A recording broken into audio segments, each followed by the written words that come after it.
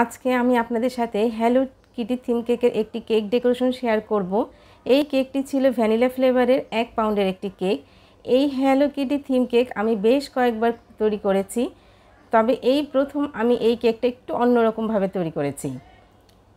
এই প্রচণ্ড গরমে দেখা যাচ্ছে যে আমি নিজেই গলে যাচ্ছি, অথচ আলহামদুলিল্লাহ আমার কেকের ক্রিম কিন্তু গলছে না। কেকের ক্রিমটা যদি পারফেক্ট হয় তাহলে কিন্তু খুব অল্প সময়ের মধ্যেই কেকের ফিনিশিং আনা সম্ভব হয় এবং খুব দ্রুতই কেকের ডেকোরেশনটা শেষ করা যায়।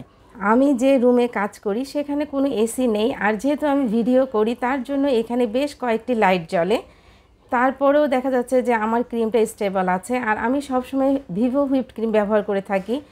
আর আমি অন্য কোনো ক্রিম দিয়ে তেমন একটা কাজ করতে পারি না। আমার কাছে এটাই সবচেয়ে বেশি ইজি মনে হয়। যারা নতুন আছেন তাদের জন্য বলছি, যখন আপনার হুইপড ক্রিম তৈরি করবেন তখন প্রথমে একটি বাটিতে বেশ খানিকটা বরফ নিয়ে নেবেন, আর যে বাটিতে আপনি হুইপ ক্রিমটা রেডি করবেন সেই বাটিটা বরফের উপর বসিয়ে তারপরে বিট করবেন। এতে করে আপনার ক্রিমটা সহজে গলে যাবে না।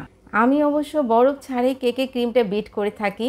আমি শুধু তাদের জন্যই বলছি যাদের ক্রিমটা স্টেবল থাকে না এবং খুব সহজেই ক্রিমটা গলে যায়, তারা এই প্রসেসে কাজটা করতে পারেন। এখানে যে হ্যালো কিটির পিকচারটা দেখছেন এটা নন এডিবল, এগুলো খাওয়া যায় না।